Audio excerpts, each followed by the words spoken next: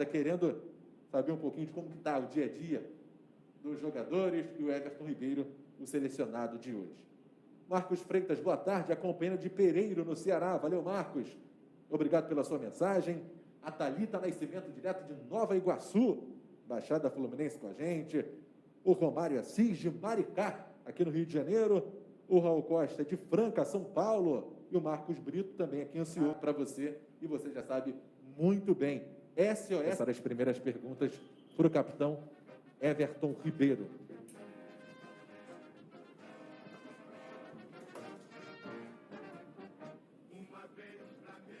Boa tarde, Everton. Boa tarde. Tudo bem? Emerson aqui da Fala TV, em nome dos colegas jornalistas. A primeira pergunta do Marcos Coelho, repórter da Rádio Tupi, perguntou o seguinte: como que vocês se sentem treinando há tanto tempo, mesmo sem saber quando teremos jogos, tendo em vista que nem na pré-temporada a espera é tão grande para a disputa das partidas? Boa tarde a todos, né? Depois de um certo tempo aí estando de volta. A gente sabe que é um momento diferente, né? Mesmo a gente não sabendo quando vai ser os jogos, a gente vem se preparando para quando tiver uma data, a gente estar pronto e poder voltar em alto nível. Segunda pergunta é da Raíssa Simplício, do Gol Brasil.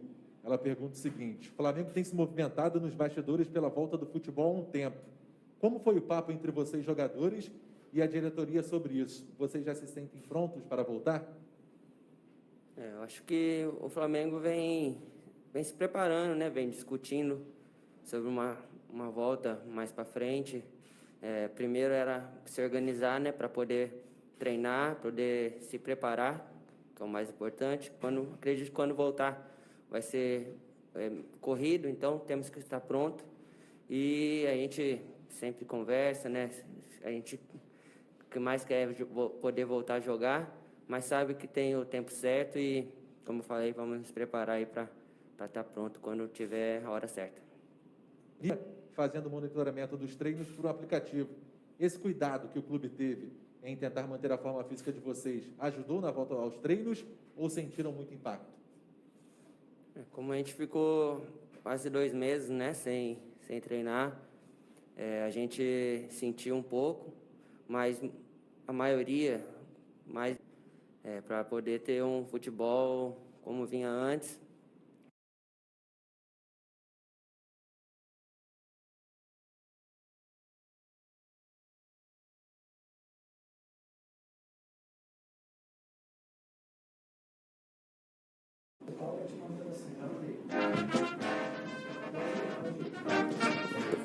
Voltou? Vamos lá, repetindo aqui a pergunta do Guilherme, do canal Fala Zoeira.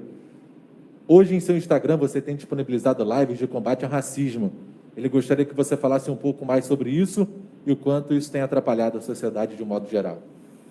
Cara, eu tenho aprendido muito, né, com o meu amigo William. Nesse momento, acredito que depois que aconteceu aquela tragédia, né, com Floyd, todo o movimento se voltou para ser falado sobre o racismo.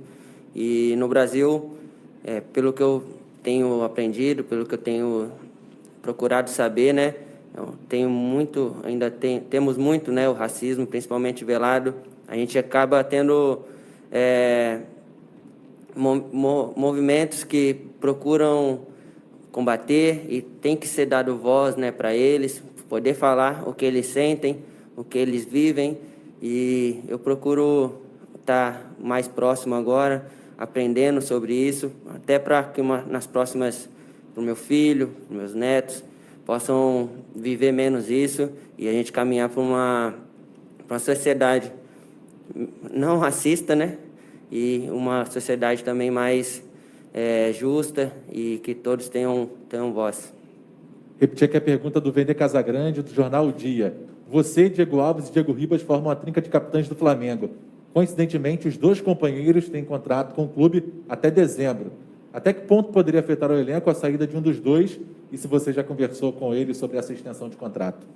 A gente sempre procura saber, né, sobre nossos companheiros, ainda mais dois que têm muita experiência, que agregam muito a a nossa equipe, né, que tem qualidade para se manter há muito tempo aí jogando. Então, a gente espera que eles possam ficar. Quanto mais jogadores da qualidade deles, melhor para o Flamengo. Ricardo Lai, Fox Sports. Parabéns por apoiar a causa contra o racismo. E qual mensagem você acredita que vai passar aos seus fãs ao entrar em campo, enquanto as mortes por Covid-19 continuam aumentando no país? Eu acredito que a gente tem que seguir, né, o que os nossos governantes estão propondo. A gente sabe que está meio confuso ainda. Uma hora flexibiliza, outra hora trava. Então, a gente tem que seguir o que as ordens, né, que vem de cima.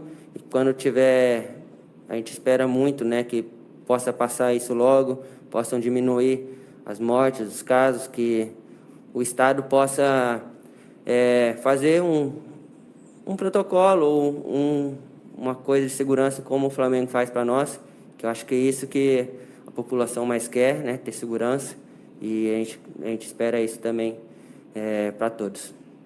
Mauro Santana, da Onda Mix FM.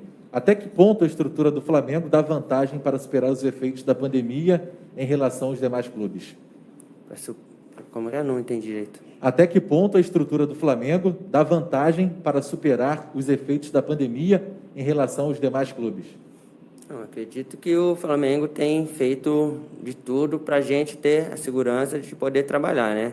De poder se preparar, de poder estar seguro de estar aqui no campo, de estar fazendo o nosso trabalho. E a gente espera que os outros, né, os outros clubes também se estruturem. Tem informações, né, que a federação está tentando ajudar as outras equipes, estão dando esse protocolo também para ser seguido. E quando voltar, a gente tem que estar preparado para estar pronto para jogo.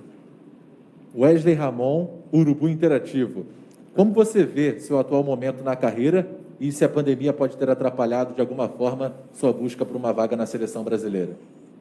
Realmente, acho que isso aí acabou atrasando um pouquinho, né, minha volta, né, porque eu fui convocado, teriam jogos, mas eu procuro estar preparado, me preparando, né, melhor novamente, para voltar ainda mais forte, ainda mais pronto para quando tiver uma convocação, se for convocado novamente, fazer o meu melhor.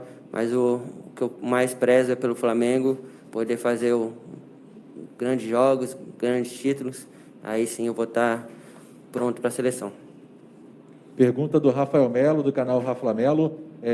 Everton, como você vê tudo que estão falando sobre o Flamengo, a questão de retornar ou não às atividades, e se o Flamengo pode voltar dessa pandemia ainda mais fortalecido?